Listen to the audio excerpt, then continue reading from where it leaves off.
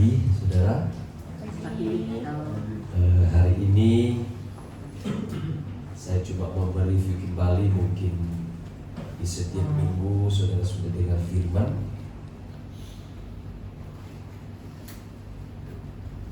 Saya rindu untuk memberi pemahaman lagi supaya lebih jelas mengenai keselamatan kita.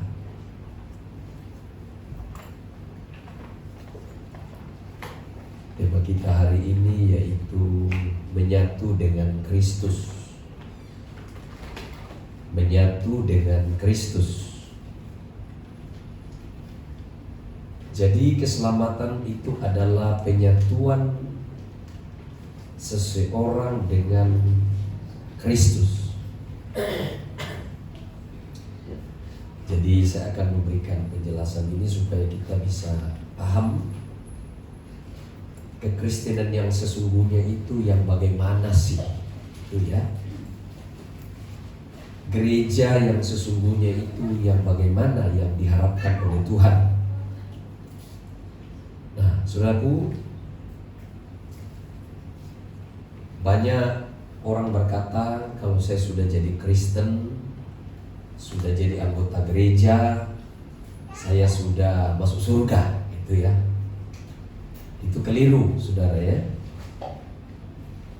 Jadi keselamatan itu adalah seseorang itu menyatu dengan Kristus. Jadi kalau belum menyatu dengan Kristus, dia belum diselamatkan. Dia baru beragama, saudara ya. Ini penting pemahaman ini supaya saya dan saudara secara komprehensif boleh memahami dengan benar keselamatan itu. Itu penting ya, karena di mana-mana seringkali saya dapat pertanyaan dari banyak orang, Pak, di sini mengatakan begini, begini dan begini. Ya, kita tidak tergantung kepada apa pandangan seseorang, tetapi kita kembali ke Alkitab. Apa sih yang Alkitab katakan itu? Nah, mari buka Alkitab kita sama-sama dalam surat 1 Yohanes pasal yang pertama. Surat 1 Yohanes pasal yang pertama dari ayat 1, saudara ya. Seharusnya ini ada sampai ke ayat yang ke 10, tetapi saya akan bagi nanti ya, dari 1 sampai 4 dulu. Namun itu saya akan uraikan. 1 Yohanes 1 ayat 1. Apa yang telah ada sejak semula, yang telah kami dengar, yang telah kami lihat dengan mata kami, dan yang telah kami saksikan, dan yang telah kami raba dengan tangan kami. Apa itu, saudara? Tentang firman hidup. Itulah yang kami tuliskan kepadamu. Yang satu dulu, saya pelan-pelan satu-satu ayat supaya kita mengerti. Jadi di sini penulis surat Yohanes berkata bahwa apa yang telah ada sejak semula, berarti belum ada segala sesuatu, dia sudah ada. Hari ini kita PA ya.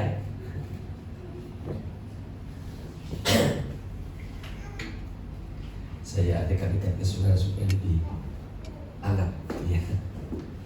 Nah, sudah dikatakan bahwa apa yang telah ada sejak semula, berarti belum ada segala sesuatu, dia sudah ada. Siapa ini yang dimaksud? Yang telah kami dengar, sudah dia dengar. Yang telah kami lihat dengan mata kami, jadi dia dengar, dia juga lihat langsung.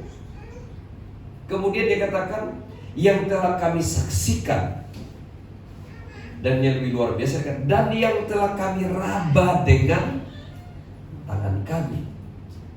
Siapa ini yang dimaksud? Yang sudah ada di dalam kekekalan sebelum segala sesuatu ada. sebelum langit dan bumi ada, Dia sudah ada. Tetapi ini yang dikatakan Yohanes, dia katakan kami sudah lihat sendiri dengan mata kami. Dia dengar sendiri, kemudian dia raba, dia pegang. Yang dia pegang ini siapa? Yaitu yang ada sebelum segala sesuatu ada. Saya ingin saudara konsentrasi ya, supaya nanti ngerti mengenai keselamatan ini. Kalau ini dasarnya kita tidak mengerti, sulit kita bisa bertumbuh ke arah mana dan bagaimana kita hidup. Yaitu siapa di sini? Dia katakan tentang firman hidup. Siapa ini firman hidup? Inilah yang disaksikan oleh Yohanes. Ini yang dituliskan. Dia katakan, itulah yang kami tuliskan kepadamu. Siapa itu? Firman hidup itu. Siapa ini firman hidup? Ini penting ya. Siapa ini? Kalau kita tidak mengerti siapa ini firman hidup, kita tidak bisa beriman dengan benar. Perhatikan ya. Kalau kita tidak paham siapa ini yang dituliskan kepada kita, siapa yang sudah dia raba, yang adalah ada sejak kekal, sebelum segala sesuatu ada, Dia sudah ada. Dijelaskan yaitu firman hidup itu. Siapa ini? Firman hidup itu. Nah, ini kita sedikit berteologi ya, tapi ini penting sekali.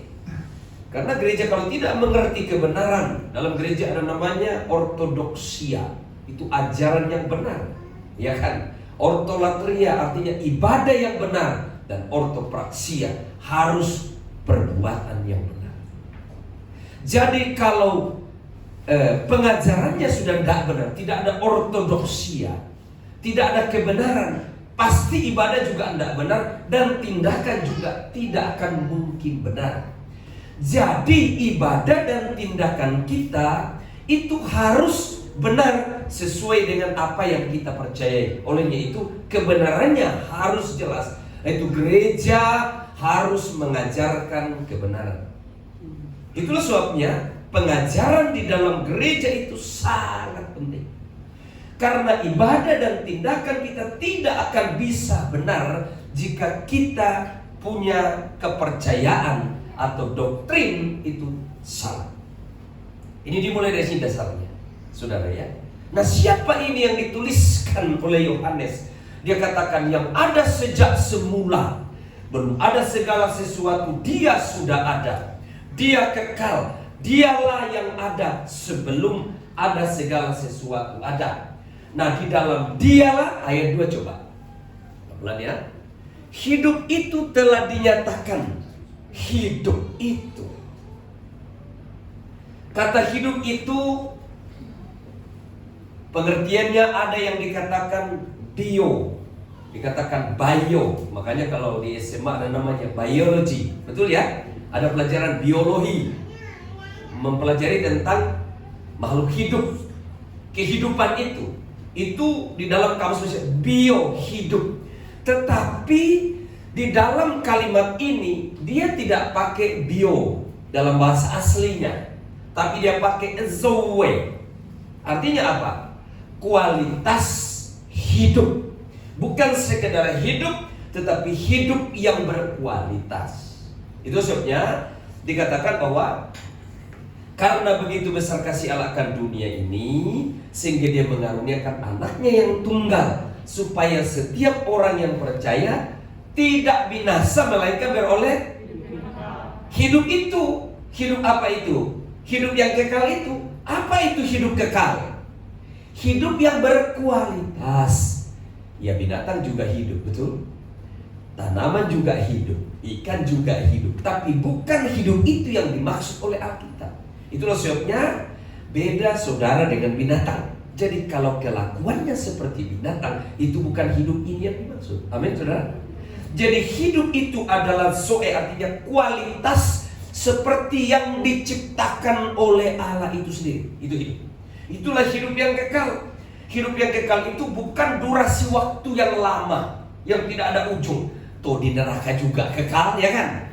Betul sudah? Di neraka juga tidak ada ujungnya, kekal juga. Tapi yang dimaksud hidup kekal ini adalah kualitas hidup yang seperti yang dimiliki oleh Yesus.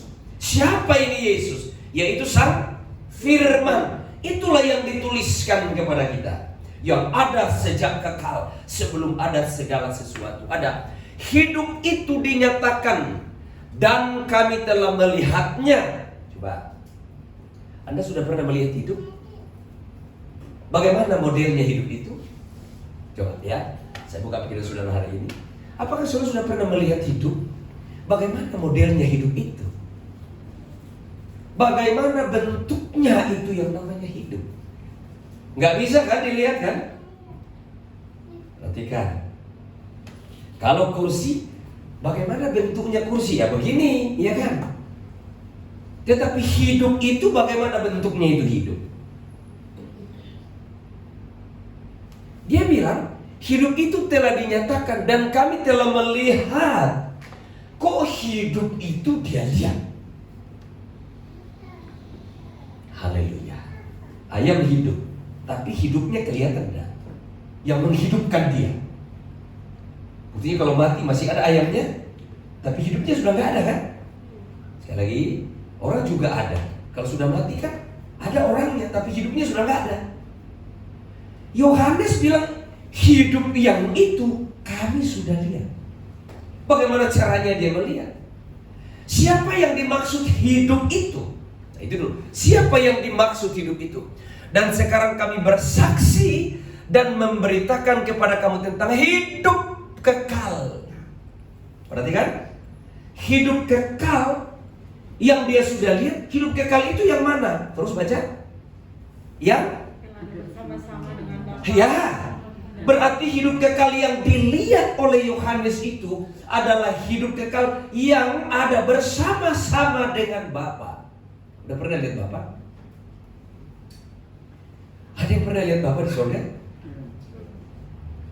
Yohanes 1 ayat 18. Coba kita ulangi sedikit. Yohanes 1 ayat 18. Jangan ke toilet dulu ya, supaya jangan saudara kehilangan apa namanya ya, pengertiannya. Ya, dia katakan tadi hidup itu ada bersama-sama dengan Bapa dalam kekekalan. Tidak seorang pun yang melihat siapa itu Allah. Bapa. Yang disebut Allah itu adalah Bapa.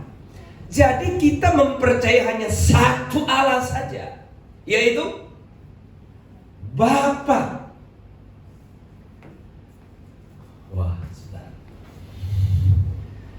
Ini dari nol jadinya kalau begini.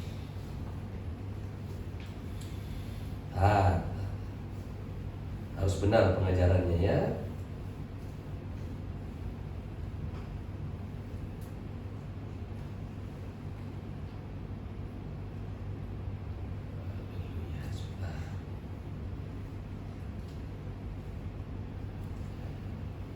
Kita nyingkir dulu sebelum ini karena Anda tidak paham ini. Kalau 1 Korintus 8 ayat 6, saya mulai dari awal lagi kalau begini. 1 Korintus 8 ayat 6. Kita belajar ya. Jangan buru-buru pulang. Amin saudara. Amin. Saya kalau dokternya salah repot nanti. 1 Korintus 8 ayat 6. Baca dulu semuanya, jangan hilang kotak. 1, 3. Namun bagi kita hanya stop dulu. Berapa Allah kita? 1. Bukan 3 kan? 1. Kenapa dari tunggal? Ntar saya jelaskan. Ya, 1 kan? Alkitab bilang Allah itu 1. Jadi kalau agama lain katakan Allahnya 3, enggak. Alkitab bilang hanya. Pelototin dulu ayat ini. Namun bagi kita hanya ada 1. Jelas ya? 1 Allah saja. Siapa itu Allah itu? Lanjut, yaitu Ais. Yaitu Bapa. jelas ya, jangan bikin teologi yang berbeda. Hanya 1 Allah kita, siapa itu? Bapa. Itu di atas, yaitu Bapa. Bapa. Udah jelas kan? Jadi Allah itu disebut Bapa. Makanya kalau kita berdoa, Bapa, apakah ada yang melihat ini? Tunggu ya, ini 2 SKS ini hari ini ya. Bisa jadi sarjana semua tadi. Nah, sudah ya. Namun bagi kita hanya ada satu, jelas itu. Kalau saudara ditanya agama lain, kok 3? Enggak, cuma satu. Allahnya orang Kristen itu, kalau kita bertanya hanya satu Allah saja. Siapa itu? Bapa. Kenapa bisa Tritunggal? Karena di dalam diri Allah yang satu ini, baik-baik, dalam diri Allah yang satu ini, yang disebut Bapa, ada firman-Nya yang disebut anak. Bukan berarti Allah beranak. Orang luar tuduh kita Allahnya beranak. Enggak begitu. Disebut anak bukan pada waktu dilahirkan Maria, tapi sejak di dalam kekekalan bersama Bapa, dia ada di dalam diri Bapa, itulah disebut anak. Jadi hanya satu Allah kita kan, yaitu apa? Bapa. Allah ini bentuknya bagaimana? Roh. Allah itu roh. Barang siapa menyembahnya dalam roh dan yes. Jadi Allah itu satu, namanya Bapa. Bentuknya bagaimana? Nggak ada bentuknya. Roh. Tuh ya. Alkitab berkatakan dia cahaya, dia kasih. Apakah cahaya itu? Apakah terang? Allah itu terang. Allah itu kasih. Apakah terang itu ada jenis kelaminnya? Nggak ada. Berarti Allah kita yang Bapa tidak berjenis kelamin. Jadi jangan bayangkan Tuhan seperti orang. Tuhan itu tidak seperti orang. Dia bukan manusia. Amin. Dia adalah roh adanya. Jelas ya? Allah itu kasih. Kasih itu ada tidak jenis kelamin itu kasih? Nggak ada. Itu hanya menggambarkan tentang siapa Allah itu. Bukan apa Allah itu. Belum dari kalau saya dipahami. Bukan apa, tapi siapa Allah itu. Dia adalah roh, dia adalah kasih, dia adalah api yang menghanguskan. Nanti saya jelaskan suatu konsep terjadi di mana itu neraka. Karena banyak orang neraka sebelah sana, Tuhan sebelah situ. Tidak bisa begitu ya. Kalau ada ruang antara Allah dan neraka, berarti Tuhan tidak maha besar karena masih ada ruang di antaranya. Tidak ada ruang di antara karena dia Allah maha besar, Sang Bapa itu. Jadi sekali lagi, Allah yang satu itu yang adalah roh yang disebut Bapa, di dalam dirinya ada firman-Nya disebut anak dari kekal. Dan juga ada rohnya, yaitu roh Allah atau roh kudus yang berpribadi. Jadi 3 pribadi dalam satu Allah.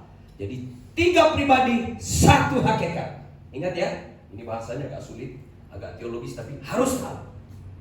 Jemaat tidak boleh bodoh. Amin saudara. 3 pribadi. Kenapa berpribadi? Dia bisa berkomunikasi antara Bapa dan anak. Dia saling mengasihi. Bapa mengatakan, aku mengasihi anak yang ada dalam diri. Kapan dia kasih anak itu? Bukan pada waktu dibaptis di Sungai Yordan ada suara mengatakan, inilah anak yang aku kasih. Tapi sebelum dia inkarnasi, sebelum jadi manusia, Yesus yang adalah Sang Firman itu adalah diri Bapa sudah berpribadi, sehingga Bapa mengasihi anak dan anak mengasihi Bapa. Timbal balik. Tidak ada seseorang mengasihi tanpa sesuatu yang real.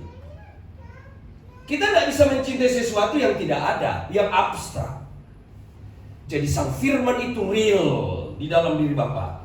Kenapa real? Dia pribadi sebelum menjelma jadi manusia. Dia pribadi. Itulah sebabnya Bapa bisa mengasihi dia dan dia mengasihi Bapa. Yang mengasihi saling itu adalah berpribadi. Ya jelas ya. Kalau ngomong saya harus di udara, tapi firman Allah adalah sang pribadi. Amin saudara ya. Itu dulu, jelas dulu. Itulah sebabnya firman yang ada dalam diri Bapa yang keluar ini, yang ada bersama-sama dengan Bapa sejak kekekalan, itulah yang jadi manusia. Kita balik 1 Yohanes tadi saya. Jauh ya, karena dasarnya saya ini lagi supaya kita jangan keliru. Ayat 2. Hidup itu. Nah, siapa itu hidup? Amin ya. Telah dinyatakan, telah melihatnya, sekarang kami bersaksi memberikan kepada kamu tentang hidup yang kekal. Hidup yang kekal itu yaitu sudah bersama-sama dengan Bapa. Siapa itu? Firman. Dikatakan tadi ya, coba, hidup yang kekal itu bersama dengan Bapa. Ayat 1, balik lagi di atas. Balik lagi, ayat 1. Yaitu apa? Itulah apa? Firman hidup, tentang firman hidup. Jadi firman hidup itulah yang kekal bersama dengan Bapa, di dalam diri Bapa yang berpribadi. Balik ayat 2. Hidup itu, nah, telah dinyatakan, kami melihatnya. Loh, bagaimana Yohanes melihat hidup yang tidak kelihatan tadi? Balik lagi. Yohanes 1 ayat 18. Ini dulu, nanti balik ke sini ya. Yohanes 1 ayat 18. Ya, tidak seorang pun yang pernah melihat. Jadi tidak pernah ada orang melihat. Siapa itu Allah? Jelas ya. Jadi tidak seorang pun yang pernah melihat Allah, atau tidak seorang pun pernah melihat Bapa. Enggak pernah. Dulu, sekarang, dan selamanya. Nanti kalau ke surga itu Bapa tidak kelihatan. Yang Anda lihat itu Yesus. Amin. Jangan sampai sekarang, Bapak di mana ya? Udah dikasih tahu sebelumnya, gereja harus tahu ya. Tidak seorang pun yang pernah melihat Allah. Kalau begitu, bagaimana cara kita mengerti Allah yang tidak kelihatan itu? Bagaimana kita bisa melihatnya yang tidak kelihatan itu? Selanjutnya, tetapi, nah, penjelasan, Anak tunggal Allah yang ada di pangkuan Bapa, dialah yang ya. Sehingga Yohanes bisa melihat hidup itu. Ini loh, kami lihat, kami raba lagi. Ayat 1 Yohanes 1. Balik ke situ. 1 Yohanes 1 ayat 1.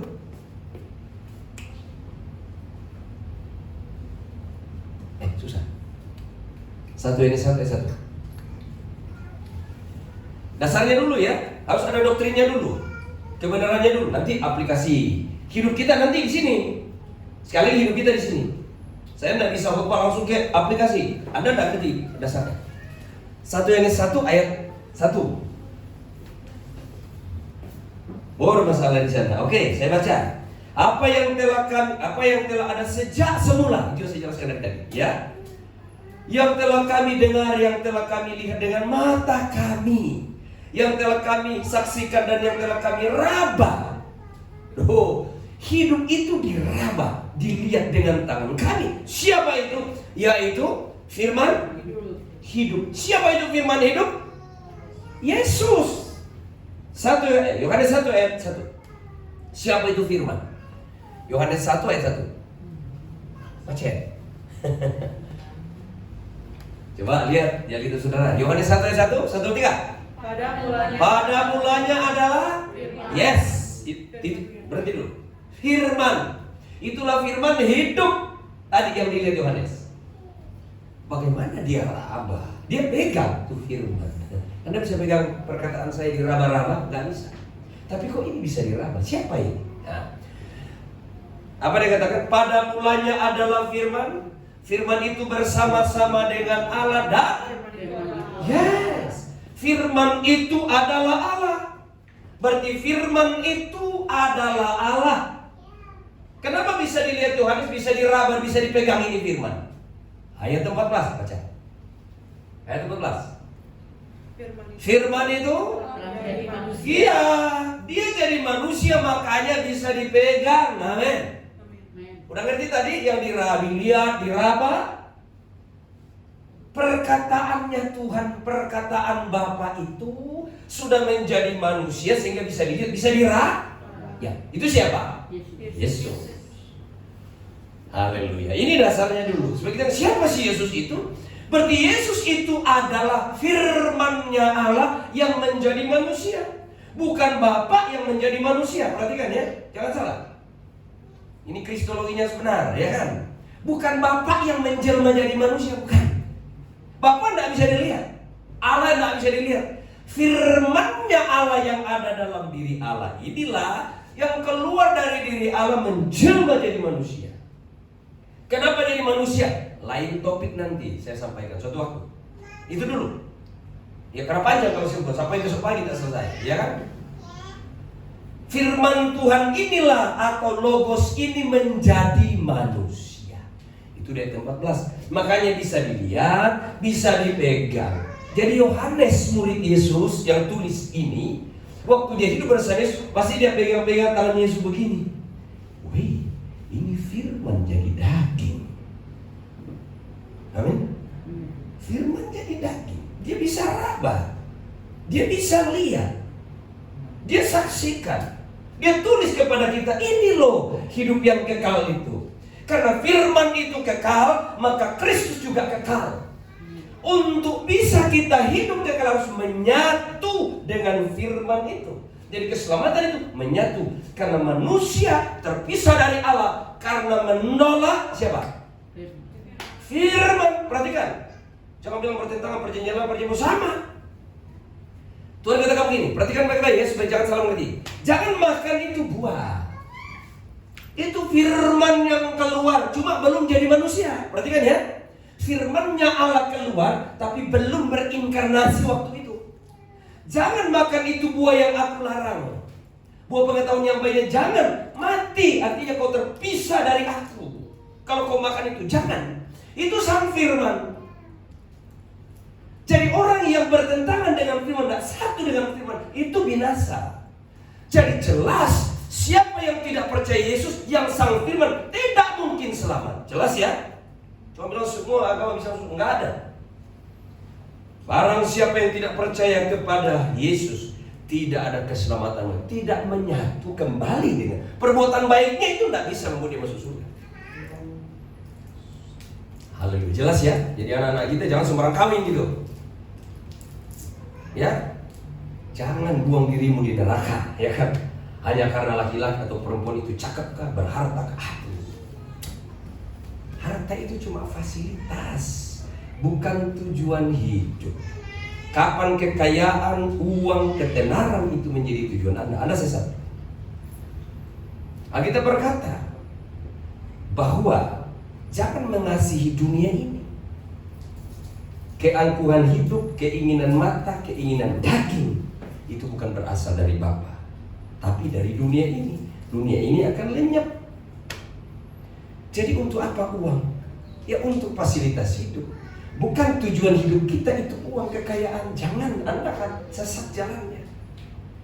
Supaya kita memperbaiki diri untuk seperti Kristus gambarnya, nanti saya jelaskan. Maka kita cari makan. Karena kalau tidak makan kan kita tidak bisa hidup. Hidup yang bio itu, bukan soe itu. Jelas ya saudara ya? Jadi kekristenan ini menyatu dengan hidup. Balik 1 Yohanes 1 ayat 3 sekarang. Ayat 3. Apa yang telah kami lihat dan yang telah kami dengar itu kami beritakan kepada kamu juga, supaya, ini tujuannya, kamu pun beroleh persekutuan dengan kami. Yang persekutuan kami adalah persekutuan dengan Bapa dan dengan anaknya. Kalau dia katakan begini, persekutuan dengan Bapa dan dengan firman-Nya. Jadi ingat, firman Allah itu adalah Yesus itu sendiri. Ya. Jadi kita harus bersekutu dengan Allah. Bagaimana caranya? Dengan firman-Nya itu. Sudah ya. Jadi bersekutu dengan Tuhan itu adalah bersekutu dengan firman-Nya, menjadi satu dengan firman-Nya. Ya. Mengapa? Karena jika kita bersatu dengan firman-Nya, kita akan menjadi seperti, bukan menjadi Tuhan, tapi seperti Tuhan. Tidak pernah manusia menjadi Allah, tidak bisa. Dan tidak akan mungkin bisa. Ya saudara ya. Tetap menjadi seperti. Itulah sebabnya, bagaimana caranya manusia dibuat, ya kan? Polanya bagaimana? Tujuannya apa tuh manusia? Ini intinya saudara ya. Coba Kejadian 1 ayat yang ke-26, 27. Kejadian 1 ayat 26, 27.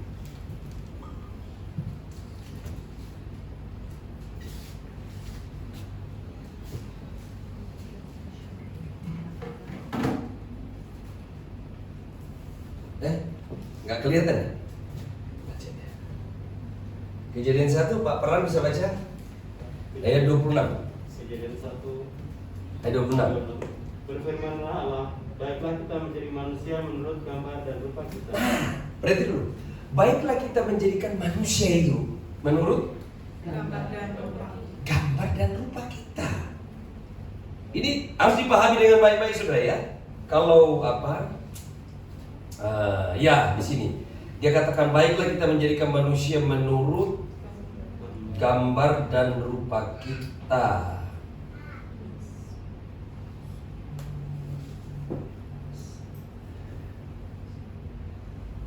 Manusia diciptakan menurut gambar Allah. Gambarnya yang mana ya? Itu kan begitu. Kalau orang bikin baju kan ada polanya ya, patron ya, apa sih namanya, pola ya. Dibuat berdasarkan itu. Ini gambarnya kan dia bilang manusia diciptakan menurut gambar. Gambarnya yang mana? Kan dia harus dibuat manusia seperti gambar itu ya. Ini tidak ada yang keliru ini ya, ngomong saya ya. Manusia pertama tujuan alam harus dibuat seperti gambar Allah, menurut gambar dan rupa Allah. Sekarang gambarnya mana? Ya kan? Kamu dibuat nih, bikin contohnya ini loh, pesan baju kan? Pesan baju oke jasnya.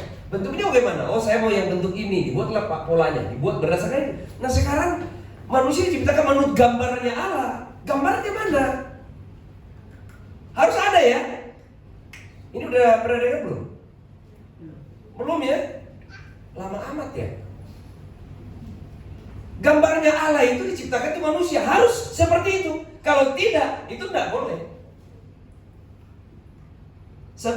Kolose 1 ayat 15. Kolose 1 ayat 15 coba. Harus ada gambarnya. Ini saya jelasin kayak TK ya, tidak apa-apa ya. Ia adalah Gambar Allah. ada gambarnya. Siapa itu ia? Yesus. Yesus. Udah jelas ya? Yesus itu siapa? Firman-Nya Allah itu. Jadi manusia memang awalnya diciptakan menurut gambar dan rupa Allah. Nggak bisa meleset. Siapa itu gambar Allah? Firman. Makanya dengar baik-baik. Ini saya lagi keras di sini. Jangan makan itu buah, itu firman. Jangan makan, itu gambar. Kalau kau makan, kau tidak serupa. Amin saudara? Itu rusak. Jadi manusia memilih gambar lain. Gambar itu siapa yang dipilih? Ya setan itu yang datang menggoda dia.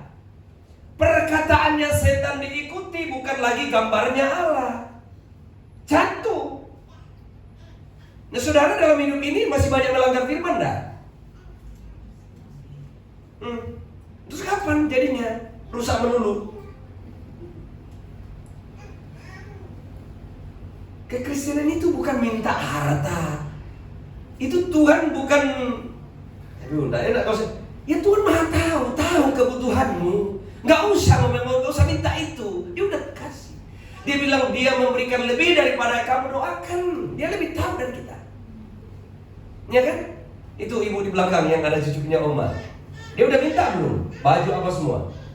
Belum kan? Tapi kenapa disiapkan? Karena orang tuanya lebih tahu kebutuhannya dari dia. Tuhan juga lebih dari itu. Nggak usah pusing dengan keuanganmu, pekerjaanmu. Yang penting you bener aja hidupnya.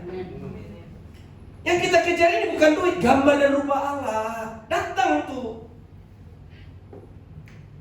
Bagaimana caranya? Saya berdoa saja? Nggak ada, nggak serupa. Orang tidak mau kerja, jangan makan begitu.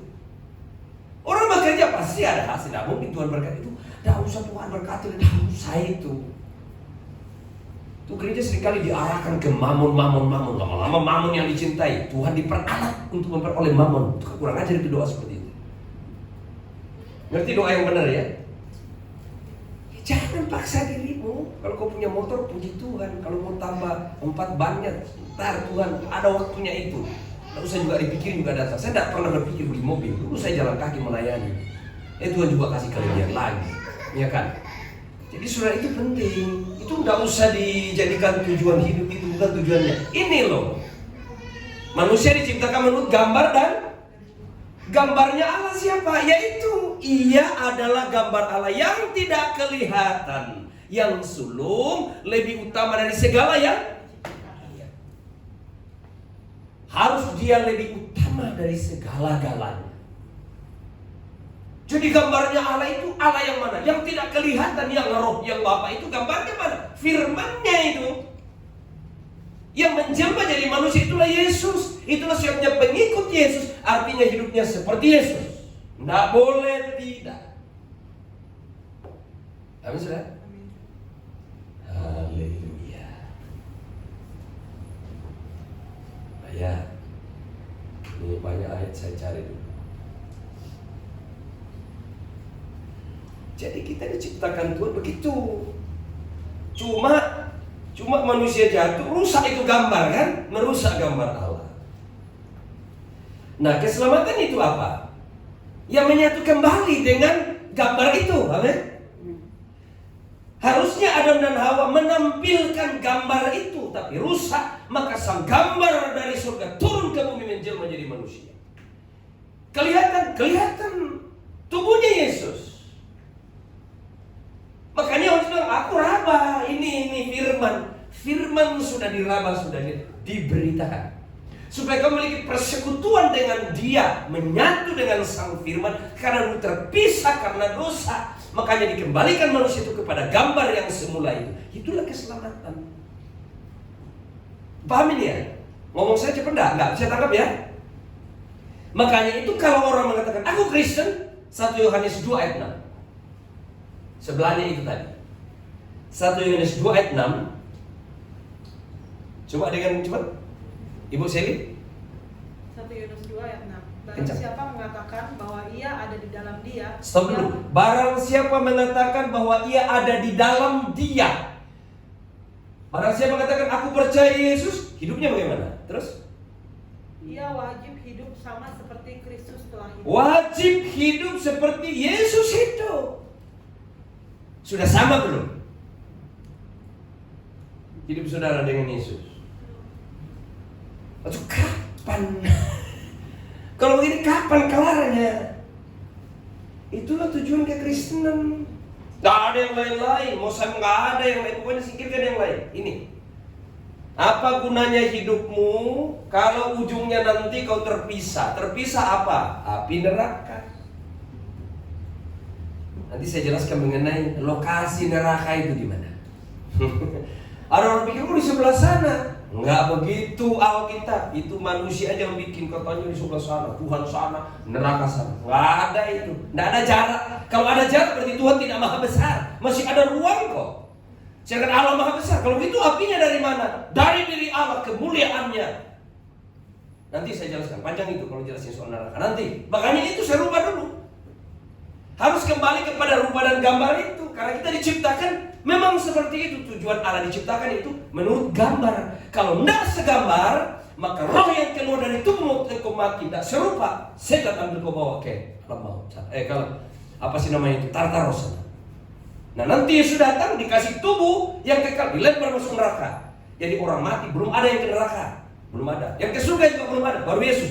Tubuh satu-satunya yang bisa masuk surga sekarang baru Yesus. Tidak ada tubuh yang lain. Nanti kalian lihat saya jelaskan itu ya.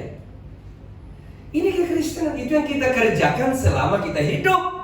Sambil cari duit untuk makan. Jangan makan yang utama, ini belakangan, tidak bisa. Kita mengerjakan keselamatan kita, itu pekerjaan utama kita dibanding yang lain. Amin saudara. Amin. Sampai kita menjadi serupa kembali dengan gambar itu. Itulah keselamatan. Bagaimana serupa? Gambarnya Allah itu apa? Firman-Nya Allah. Jadi hidup Anda harus sama dengan firman-Nya Allah. Amin saudara. Tidak ada iri hati, tidak ada dendam, tidak ada kepahitan. Gak ada itu. Kalau masih ada itu, Anda tidak serupa. Amin saudara. Dia sih jahat Pak. Iya, serupa dengan Kristus. Dia jahat, kita seperti Kristus. Dia seperti setan, kita seperti Kristus. Amin. Anda dimaki-maki, ya dia seperti setan. Jangan juga ikut seperti setan, maki-maki lagi. Amin. Tahu maksud saya? Anda dikhianati, dijelekkan, tidak apa-apa. Sepertilah Yesus, seperti firman, tidak boleh balas kejahatan yang kejahatan. Kalau Anda balas, Anda jadi setan. Baru aja manusia bisa kerimbat macam-macam. Dari setan, ya itu yang mulai tadi, yang suka dendam itu, ya kan? Amin saudara. Makanya Yesus dikhianati, ampuni Bapak, Mereka tidak tahu apa yang mereka buat, tetap aja senyum. Amin saudara ya. Banyak hasilnya hari ini, sukacitanya ada. Kadang-kala ini wajah kita berubah-ubah sesuai jumlah pendapatan, betul enggak? Iya. Kadang-kadang pendapatannya ceria, bulat, ya kan? Kurang uangnya loncong. Kok begitu sih? Ya kan? Gambar Allah tidak berubah-ubah. Amin saudara ya. Sukacita. Mobil saya turun mesin gara-gara masuk air hujan. Istri saya langsung hampir 10 juta. Berat ya? Mau berapa kayak biayanya? Sukacita. Keluar dari bengkel bagus 2 hari masuk air lagi, masuk lagi. Ada yang salah bengkelnya. Saya juga, sukacita. Amin saudara. Uangnya dari mana ya? Tidak perlu pikir dulu. Mobil itu rusak, kita tidak sengaja pasti Tuhan cukupkan biaya. Tidak mungkin tidak. Kemarin dapat transferan 4 juta lebih. Lihat Tuhan bekerja. Tidak usah pusing soal itu. Amin. Iya, engkau hari ini tidak ada makan. Itu bukan sesuatu yang yang ditakutkan. Yang ditakutkan kalau kau tidak serupa dengan Kristus. Karena apa? Hukuman kekal menanti. Saudara ya. Sayangi dirimu, hormati dirimu. Caranya bagaimana? Lakukan firman. Kulanggar firman sama dengan kau hianati dirimu, buang dirimu, binasakan dirimu. Yang menghormati diri kita adalah kita sendiri. Jika kita hidup sesuai dengan firman, tidak perlu dihormati orang, perlu itu. Ya, tidak perlu kagum kepada apa-apa yang lain. Alkitab berkata apa yang dikagumi manusia dibenci oleh Allah. Ya, rumahnya bagus, dibenci oleh Allah. Mobilnya bagus, kau kagum. Kok mobil sih dikagumi? Ya kan, barang yang bisa berkarat dan rongsokan itu. Apanya yang istimewa di mobil? Mau Rolls Royce apanya? Ada merasa kecil kalau tidak punya itu. Aduh, dirimu itu berharga dibanding barang rongsokan itu. Ya kan? Yang hari ini tinggal di rumah kos-kosan, tidak usah berkecil hati. Yang kita kejar kita keserupaan dengan Kristus. Amin. Memang kalau mati dibawa itu jendelanya. Ada yang bawa jendelanya? Enggak ada, semewah apapun enggak ada. Wajahmu juga secantik apapun, tunggu 5 tahun juga kau akan keriput. Mau disetrika juga enggak bakalan lurus. Amin saudara ya. Itu semua berproses. Yang kekal hanya firman. Cintai Tuhan itu. Amin saudara ya. Rezeki itu datang. Yang penting Anda kerja, ya kan. Yang penting jangan pengen kaya. Kalaupun kaya jangan sombong, ya kan. Uang ini musuh sebenarnya. Kita bisa salah jalan gara-gara dia. Dia sih tidak salah, yang memperlakukannya yang salah kan. Jangan cintai yang lain. Sesuatu yang kita cintai kita akan mirip dengan dia. Ingat ini ya. Siapapun yang kita cintai, kita mirip dengan dia. You cintai Tuhan, pasti mirip dengan Tuhan, ya kan? Cintai dunia, kau mirip dengan dunia. Miripnya di mana? Pikiran. Pikirannya itu terus ya. Kapan ya ganti mobil? Kapan ya ganti rumah? Tidak pernah dipikir bagaimana hidupku di hadapan Tuhan. Sampai di mana tadi itu kita ya? Dan 3, 4 ya. Satu tempat. Dan semuanya ini kami tuliskan kepada kamu supaya sukacita kami menjadi sempurna. Luar biasa. Haleluya. Jadi orang yang mengenal Kristus itu sukacita dalam batinnya, tidak dipengaruhi dengan kondisi apapun. Perlakuan dunia ini, perlakuan orang di sampingnya, dia tidak pernah merubah. Itu hati dijaga betul. Ini jaga. Saya kalau tadi malam setiap hari saya baca firman, saya ambil maknanya, saya jaga hati. Ini jalan hari ini. Udah mulai mikir apa godaannya, tantangannya, mikir. Pokoknya kalau sudah tidak sesuai firman, tolak, jangan masukkan di pikiran. Karena apa yang ada di pikiran kita, kita akan menjadi seperti itu. Itulah sebabnya firman Allah dikatakan logos. Logos itu apa? Logos itu kalau pengertian bahasa Yunani adalah kecerdasan, pikiran. Jadi Yesus itu pikirannya Bapa. Menjadi orang, menjadi manusia. Saya ngomong, direkam, keluar sana kan? Jadi pikiran saya keluar melalui ucapan saya direkam jadi kaset VCD. Apakah saya masuk VCD dan hilang di situ? Enggak. Jadi waktu firman turun dari surga, bukan berarti firman meninggalkan surga, tetap ada bersatu dengan Bapa. Jangan bilang keluar firman itu menjadi manusia, Bapak jadi bisu. Enggak. Saudara ya, walaupun dia jadi manusia, firman itu tidak pernah meninggalkan surga. Makanya Filipus tanya, tunjukkan itu Bapa kepada kami cukup. Aku dan Bapa satu. Amin. Itulah yang tidak dipahami agama seberang. Pusing sendiri. Allah kita luar biasa. Ya, sudah ya. Jadi kita harus serupa dengan Dia. Jadi 2 Korintus 3 ayat 18. Ke situ arahnya kita. Ya. Itu yang kita kerjakan setiap hari sampai saudara menjadi serupa dengan Dia. Sudah deh, kalau sudah serupa, gak masalah. Dan kita semua mencerminkan kemuliaan Tuhan dengan muka yang tidak berselubung. Dan karena kemuliaan itu datangnya dari Tuhan yang adalah, nah jelas kan? Allah itu roh. Maka kita diubah terus menjadi, ya harus diubah menjadi serupa dengan gambarnya mana? Yesus. Yesus itu siapa? Firman-Nya. Nih harus jadi begini. Tertulis. Ini firman yang tertulis. Diwahyukan oleh Allah, dinafaskan oleh Allah. Ini hati Tuhan. Jadi kekristenan itu adalah proses menuju keserupaan dengan Yesus, yang adalah gambar Allah, yang adalah firman Allah itu. Seperti balik lagi kayak di Taman Eden sebelum manusia dalam dosa, tujuan Allah serupa dan segambar. Coba kalau tidak melanggar, ya masuk dalam kekekalan. Saudara ya, dan karena melanggar, maka dia tubuh yang dari tanah kembali ke debu. Tetapi tidak bisa masuk surga kalau tidak punya tubuh. Makanya ada tubuh kemuliaan nanti, ya kan? Dikasih Tuhan, Yesus datang, yang mati dibangkitkan, kasih tubuh kemuliaan, rohnya balik ke dia yang ada di dalam penampungan roh orang-orang yang mati sekarang ini dan masuk ke surga. Saudara ya? Itu tujuan akhir hidup kita, pelabuhan terakhir hidup kita adalah surga yang kekal. Itu ada itu bumi baru, langit baru yang Wahyu katakan. Kesana gitu. Oleh itu kita di sini harus mengerjakan keselamatan kita dengan Allah itu. Jadi keselamatan harus menyatu dengan Kristus, menyatu dengan firman-Nya. Artinya serupa dengan firman. Mungkin itu lebih bagus bahasanya. Kita harus serupa dengan firman. Saudara ya, sabar, ya kan? Apalagi coba itu buah roh, Galatia 5:24. Itu buahnya orang-orang yang di dalam Tuhan ini dipimpin oleh Roh Allah.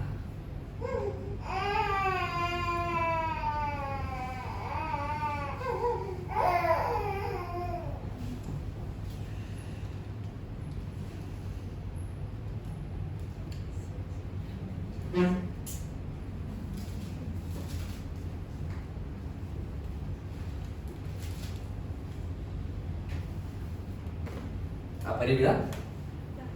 Tetapi buah roh ialah kasih. Ini kasih, itu dulu banyak ini. Ini satu ya, bukan buah-buah roh, enggak. Buah satu. Buahnya siapa? Bukan roh saya dan Roh Kudus. Perhatikan ya. Nah, ini yang dihasilkan di dalam diri kita jika kita memberi diri dipimpin Roh Kudus, yaitu ada buah. Cek diri saudara, sudah jadi seperti ini enggak? Kasih. Apa saudara sudah memiliki kasih? Mana suaranya? Kasih itu dibuktikan pada waktu orang menyakiti kita. Kalau belum disakiti, belum dikatakan mengasihi. Bagaimana membuktikan kasih kalau tidak dilukai? Ya kan? Jadi kasih yang bisa dibuktikan pada saat saudara sudah dilukai, dihianati, disakiti dalam. Bagaimana hatimu waktu mendengar ocehan? Sudah pernah tidak saudara dilukai orang lain? Disakiti, diceritakan Anda tidak salah, disalahkan, disakiti kan? Iya. Terus ada tidak buahnya ini? Ada. Harus mengasihi seperti Yesus mengasihi. Amin. Amin. Coba bilang, dia galak, saya lebih galak. Wah, ini bukan anak Tuhan ini. Jadi anak-anak Tuhan itu adalah anak-anak orang-orang yang dipimpin Roh Kudus ke arah ini. Misalnya apa? Sukacita. Oh, sukacita, bukan bahagia ya. Itu buah roh tidak ada bahagia. Sukacita. Bahasa Inggrisnya ada enggak? Tidak ada. Joy, bukan happy. Tuh, kan? Jadi mau ada uangnya, tidak ada uangnya, pokoknya sukacita. Amin. Selama ini berubah-ubah wajah saudara sesuai dengan isi dompet. Kalau uang tujuanmu, wajahmu berubah. Kalau Yesus tujuanmu, tidak berubah. Karena kau seperti Yesus, bukan seperti duit. Duit itu hanya cuma pakai belanja makan. Nggak ada lebih dari itu. Sesudah itu tambah umur mati, itu ada fungsi duit. Nggak ada yang lain, nggak bisa bawa saudara ke surga. Kenapa Anda cintai itu barang itu? Amin. Yo, Oseorku iya. Ya kebaktian di pohon pisang juga jadi kan. Tidak ada, cuma ya supaya lebih enak sedikit. Tidak ada bedanya di bawah pohon pisang dengan di sini. Yang penting iman sudah bertumbuh. Biar itu kursinya emas, tidak ada gunanya. Ya, bukan fasilitas yang menentukan iman kita bertumbuh, bukan. Ya orang sekarang kerjanya bagus ya, bagus juga. Nah, itu banyak orang yang cari tempat yang nyaman. Kerjanya panas, nggak usah ke situ. Hebat, dia cari suasana dunia ini. Amin saudara ya, kita tidak cari suasana. Di sini kalau mati asin tidak apa-apa, ya kan? Tidak membatasi saudara beribadah. Mati mic-nya masih ada, halo, kedengaran kan ya? Jangan terhalang dengan yang begini, ya kan? Mati lampu ya tidak bisa bunyi, tidak apa-apa. Tutup panci juga boleh. Yang penting seirama. Saya lihat itu pengamen dia cuma pakai botol dengan satuan. Enak juga ya. Nan Allah kita cing dan enak kan? Ini yang menentukan, bukan alat. Kalau iman saudara tergantung alat, nah kalau mati listrik atau putus gitarnya, iman saudara juga putus. Nggak ada di pengaruh. Saudara ya, wah penyembahnya enak karena musiknya enak. Nah kalau musiknya nggak ada, apa itu penyembahan? Ini proskuneo, artinya memberi penilaian tertinggi kepada Allah. Itu penyembahan, bukan ditentukan alat musik, ya kan? Itu kan perasaan saja. Amin saudara ya. Ya kadang-kadang kita ditentukan oleh Allah, bukan batin kita yang menyembah. Boleh ada, puji Tuhan kalau ada, tapi jangan sampai karena tergantung itu. Amin saudara ya. Itu penyembahan, harus mengerti dulu itu. Nah makanya itu Roma 8 ayat 14 bilang begini, semua orang yang dipimpin roh Allah adalah anak-anak Allah. Yang tidak mau dipimpin roh Allah bukan anak-anak Allah. Amin saudara ya. Sekali lagi, coba tampilkan. Semua orang yang dipimpin roh Allah adalah anak Allah. Jadi yang tidak mau dipimpin roh Allah itu bukan anak Allah. Bagaimana caranya roh Allah memimpin? Dia katakan begini, kalau penolong itu datang sebelum Yesus naik ke surga, dia katakan dia akan memimpin kamu dalam seluruh kebenaran. Berarti Roh Kudus itu memimpin kita dalam seluruh firman Tuhan ini. Jadi orang yang tidak mau taat kepada firman, itu orang yang tidak mau dipimpin Roh Kudus, berarti bukan anak-anak Allah. Itu jelas ya. Coba yang terakhir. Berapa? 1 Yohanes 3 ayat 8. Nah, ya. 1 Yohanes 3 ayat 8.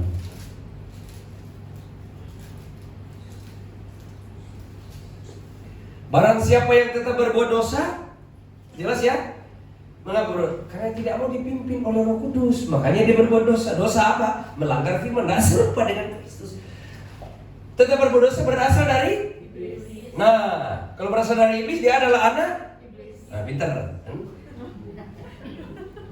Untuk inilah anak Allah menyatakan diri supaya semua mereka kepada ayat 9. Ayat 9. Setiap orang yang lahir dari Allah, ini baru namanya lahir baru. Mau dipimpin Roh Kudus, tidak berbuat dosa. Oh, bingung kan, stres di sini ayat ini. Enggak lagi ya? Oh, kemarin masih. Bahasa aslinya begini pengertiannya, tidak terus mengulang-ulangi dosa yang sama. Begitu maksudnya, ya kan? Nah, terus sebab benih ilahi tetap ada di dalam dia dan tidak dapat karena iya. Jadi bagaimana kita lahir baru? Melalui firman dan pimpinan Roh Kudus. Dilahirkan baru di dalam kesucian. Suci itu apa? Firman Allah itu suci. Jadi hidup suci itu suci seperti firman. Udah ngerti hidup suci? Harus. Jadi serupa dengan Allah, artinya hidup suci. Sucinya apa? Firman Allah itu suci. Jadi kalau kita hidup seperti firman Allah itu, itulah hidup suci. Itulah gambar Kristus. Udah jelas ya? Jadi pulang nanti, dia kalau sudah turun di sini, kadang-kadang dapat masalah. Ada aja orang omelin sampai di rumah. Waduh, pokoknya itu tuh. Periksa Tuhan firman-Mu atau emosi, ya kan? Pilih firman atau emosi. Jangan sudah dibentuk. Jadi sehari-hari kita harus terus berubah. Semakin hari semakin kudus, artinya semakin seperti firman, seperti Yesus. Jangan hidup saudara kemarin sama hari ini, besok lebih parah. Dia harus meningkat. Setiap hari lebih sabar, lebih sukacita, lebih mengampuni, lebih lemah lembut, dan seterusnya. Ada perubahan setiap hari, itu namanya bertumbuh. Kalau dia bertumbuh, pasti berbuah. Buahnya apa? Roh tadi. Karena dipimpin Roh Kudus. Udah jelas ya? Haleluya. Jadi kita tidak bisa tergantung kepada apa kata orang. Tidak perlu. Ya, orang kata kita apa? Tidak perlu tersinggung. Kan? Masih banyak tersinggung nggak di sini? Pak Perlan masih suka tersinggung nggak? Kalau di ngomelin istri tersinggung nggak? Saudara, jangan hati saudara tergantung wajah orang. Nggak boleh itu ya. Wajahnya mau seram, mau setengah redup, kita suka cita. Karena kita nggak bisa dikendalikan oleh keadaan sekitar dan orang lain. Kita dikendalikan sama Tuhan. Amin saudara ya. Hidup saudara juga, keuangan juga begitu, ya kan? Keuangan itu nggak usah harap-harap orang deh. Aduh, kalau saudara harap orang itu nggak jadi, ya. Pokoknya apa yang saudara hasilkan, berdoa, Tuhan juga sertai saudara. Hari ini dapat berapa itu kita pakai hidup. Amin. Kalau bisa beli sepeda pakai sepeda, tidak perlu pakai motor, ya kan? Bedanya kan sama-sama alat transportasi, cuma yang satu agak lambat nyampe, yang satu cepat nyampe. Itu aja bedanya. Bukan harga diri di situ ya, bukan kebanggaan. Jangan taruh kebanggaanmu di harta. Saya paling ini kalau melihat orang pamer-pamer kayak harga dirinya, aduh, apa itu? Ya kan? Fasilitas kok dipamer. Paulus bilang, aku berbangga karena Yesus, bukan karena barang-barang itu. Amin saudara. Jadi jemaat di sini jangan banggakan dirimu dengan apa yang kau punya. Yang malaikat titelmu kan? Orang S1, S2, S3, S apakah itu? Tidak perlu dibanggakan itu.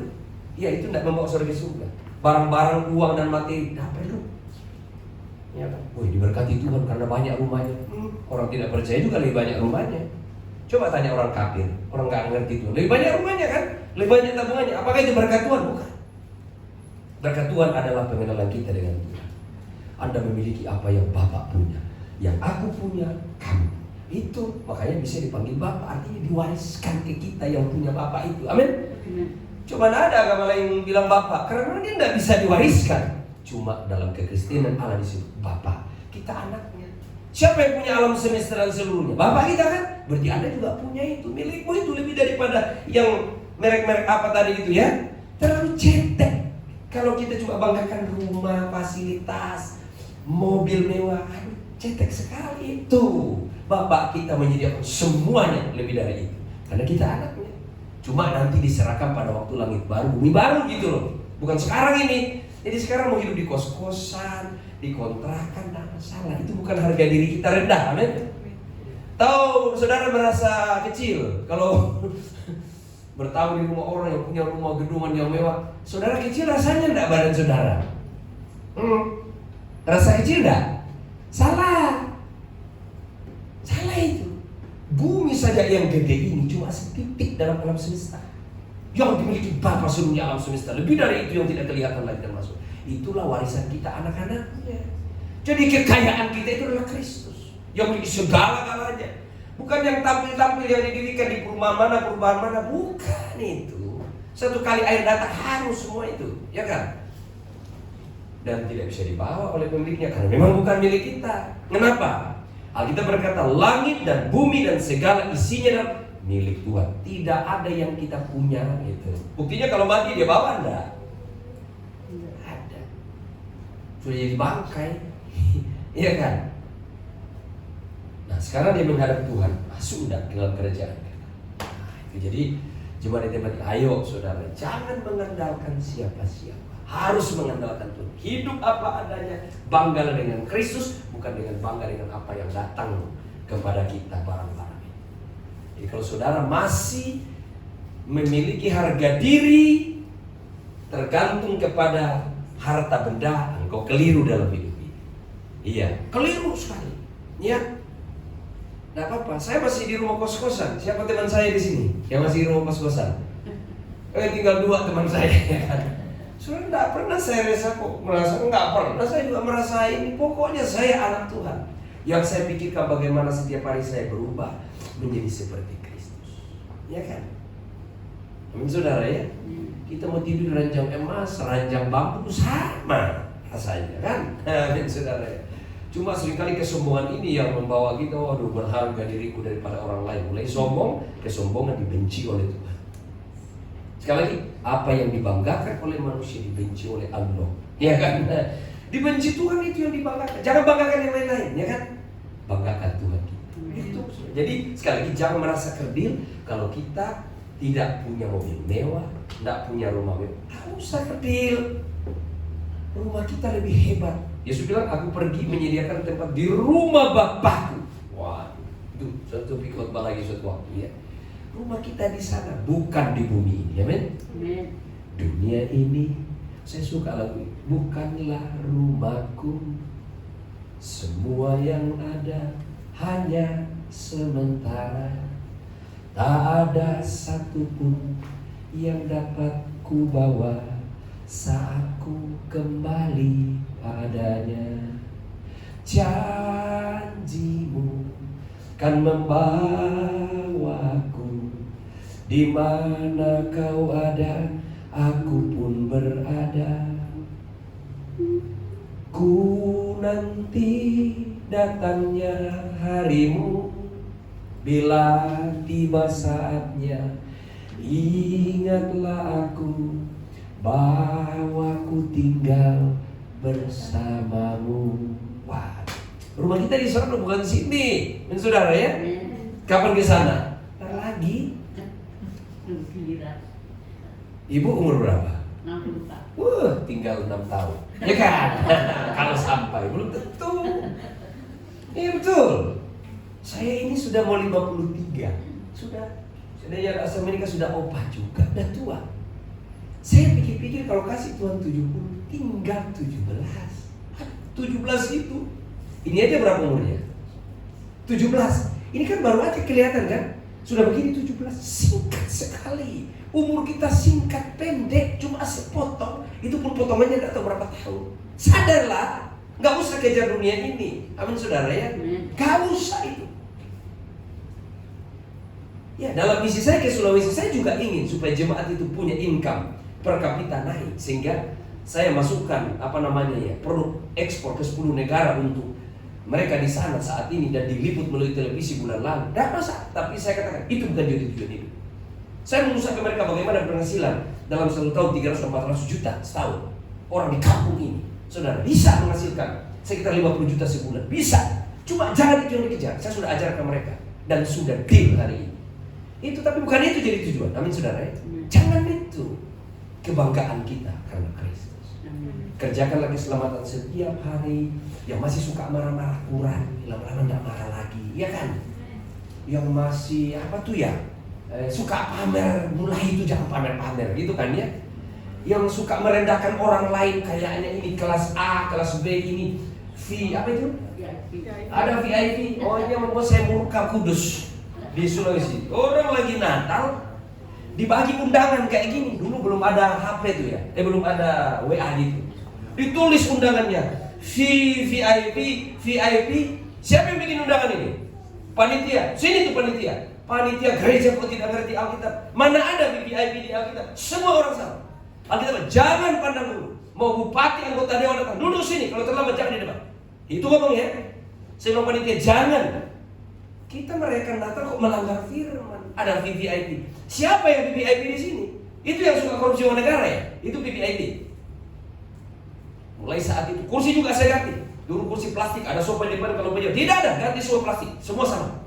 Nasi bungkus semua. Mulai dari pejabat, tinggi sampai. Tidak boleh. Alkitab berkata, jangan pandang. Amin.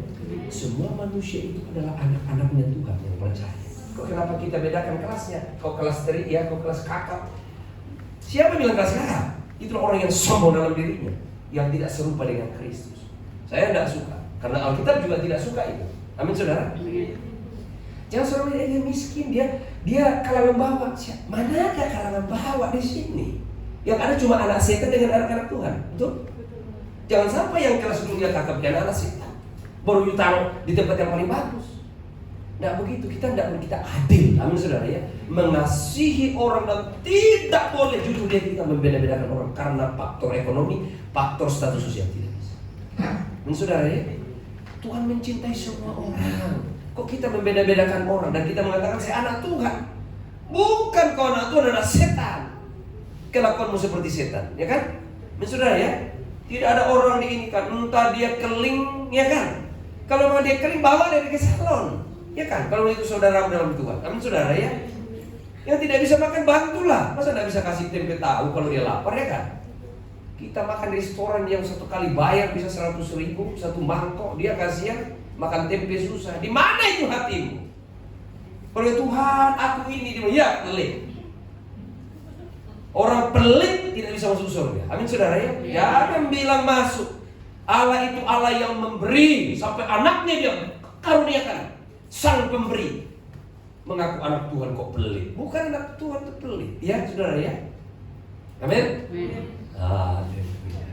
Makanya itu kita tidak boleh mengandalkan orang lain. Kita bermental memberi. Amin saudara ya? Tidak ada bermental meminta, memberi kita. Haleluya. Sedikit banyaknya itu bukan ukuran, tapi ketulusan kita. Ya. Kalau saudara memberi, hati saudara tenang. Jadi kebahagiaan yang sejati hanya jika saudara hidup dalam kebenaran. Di luar itu Anda akan tertekan. Biar Anda punya berapa banyak harta, kalau hidupmu tidak sesuai dengan firman, engkau orang yang paling tertekan di dunia ini. Saya udah ketemu banyak orang-orang seperti ini, tertekan, stres hidupnya, padahal harta banyak, punya pesawat, punya bank, tapi stres karena dia tidak tinggal dalam kebenaran. Amin. Kita berdoa. Bapa Surgawi, jadikan kami seperti gambar Kristus. Setiap hari kami diubahkan. Semakin hari semakin dikuduskan oleh firman.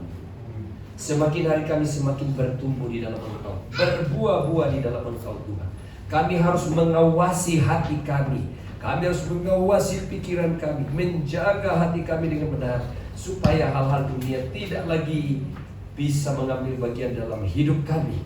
Dan kami tidak akan mencintai apapun yang ada di dunia ini. Hanya Yesuslah yang kami cintai satu-satunya.